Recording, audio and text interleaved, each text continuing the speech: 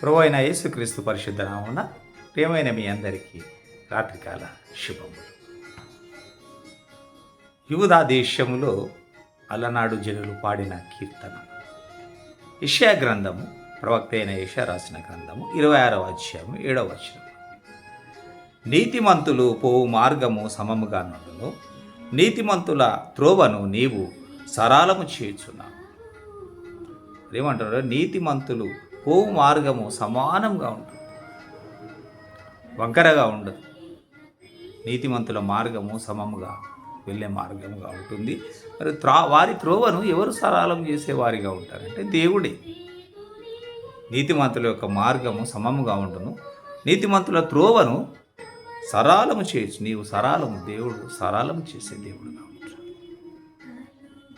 నీతిమంతుల త్రోవను సరళము చేసే గొప్ప దేవుడుగా ఉంటున్నాడు. యెహోవా, నీ తీర్పుల మార్గంన నీవు వచ్చుచున్నావని మేము నీ కొరకు కనిపెట్టుకుంటున్నాం. చూడండి, నీ తీర్పుల మార్గమున నీవు వచ్చుచున్నావు. దేవుడు తన తీర్పుల మార్గమున వచ్చేవాడుగా ఉంటాడు. మనం కొన్నిసార్లు దుష్టుల చేతిలో పడిపోయి బాధపడుతూ, మోసగాళ్ళ చేతిలో పడిపోయి బాధపడుతుంటాం. కానీ దేవుడు ఎలా వస్తున్నాడంటే ఆయన తీర్పుల మార్గం ఆయన వస్తుంటాడు. ఏ దుష్టుడు నేను ఏమి చేయలేడు. చూడండి, దేవుడు ఆయన తీర్పుల మార్గం ఆయన వచ్చే దేవుడుగా ఉంటాడు. మేము నీ కొరకు కనిపెట్టుకొనిస్తున్నాం. మనం ఏం చేయాలంటే దేవుని కొరకు కనిపెట్టేవారు, దేవుని తీర్పు కొరకు కనిపెట్టేవారుగా ఉండాలని భయపడకూడదు. ఆయన మార్గం, ఆయన తీర్పుల మార్గంలో ఆయన వచ్చే గొప్ప దేవుడు కాబట్టి మేము నీ కొరకు కనిపెట్టుకొనిచున్నాము అంటున్నాను, కీర్తిస్తున్నాను. అలాగే మా ప్రాణము నీ నామమును స్మరణను, నీ నామ స్మరణను ఆశించున్నది. మరి ప్రాణము ఆయన నామ స్మరణాన్ని ఆశించే ప్రాణంగా ఉంటుంది. మన ప్రాణాలు కూడా ఆయన నామమును స్మరించే ప్రాణాలుగా, ఆశించే ప్రాణాలుగా ఉండాలి. అలాగే రాత్రివేళ నా ప్రాణము నిన్ను ఆశించున్నది. రాత్రివేళ ప్రాణం దేవుని కొరకు ఆశించే ప్రాణంగా ఉంటారు అంటున్నారు. నాలోనున్న ఆత్మ ఆసక్తితో నిన్ను ఆశ్రయింది. నాలో ఉన్న ఆత్మ కూడా ఏమంటున్నారు? నాలో ఉన్న ఆత్మ ఆసక్తితో నిన్ను ఆశ్రయిస్తున్నది.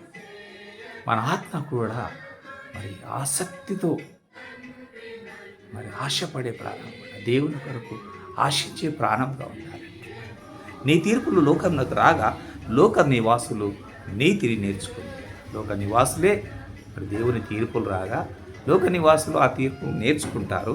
దుష్టులకు దయ చూపినను వారు నీతిని నేర్చుకున్నారు. అని ఏమంటున్నాడంటే దుష్టులకు దయ చూపినను వారు నీతిని నేర్చుకున్నారు. వారు ధర్మక్షేత్రంలో నివసించినను యెహోవా మహాత్యము ఆలోచింపగా అన్యాయము చేయుదురు.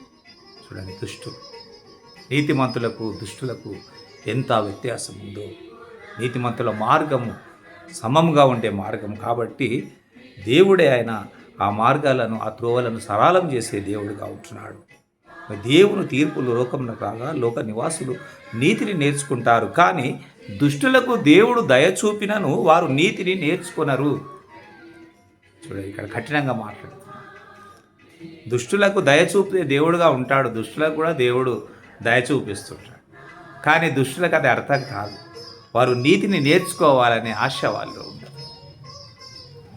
కాబట్టి వారు ధర్మక్షేత్రంలో నివసించినను యెహోవా మహాత్యము, దేవుని మహాత్మ్యమును ఆలోచింపక అన్యాయము చేయుదురు. దేవుని మహాత్మ్యం ఏమిటో వారు ధర్మక్షేత్రంలో ఉన్నను వారికి అర్థం కాదు. అది వారు ఏం చేస్తారంటే ఆయన మహాత్మ్యమును ఆలోచింపక అన్యాయం చేయుదురు. నీతిమంతులకున్న చూడండి మంచి లక్షణం. నీతిమంతుల ఆత్మ అనే వారు ఏమంటున్నారు? నీ నామమును స్మరణను ఆశిస్తున్నది అంటున్నారు నీతిమంతులు. అలాగే రాత్రివేళ ప్రాణం ఆశిస్తుంది అంటున్నారు. నాలో ఉన్న ఆత్మ ఆసక్తితో నిన్ను ఆశ్రయిస్తున్నది. మనలో ఉన్న ఆత్మ ఆసక్తితో దేవుని ఆశ్రయించే ఆత్మగా ఉండాలి. అటువంటి దీవెన, కృప, ఆశీర్వాదములు దేవుడు మనకు అనుగ్రహించి ఈ రాత్రంతా మనల్ని తన కృపలో భద్రపరిచి మంచి ఆరోగ్యమును, మంచి నిద్రను ఇచ్చి మనకి తిరిగి నూతన ఉదయంలోనికి ప్రవేశించుటకు తన కృపను మనకు అందించును గాక. ఆమె దయచేసి వెల్లింగ్టన్ చార్ల్స్ వెస్లీ అనే యూట్యూబ్ ఛానల్ను మీరు సబ్స్క్రైబ్ చేయగలరని షేర్ చేయగలరని మనవి చేస్తున్నాను. Thank you. ఆమెన్.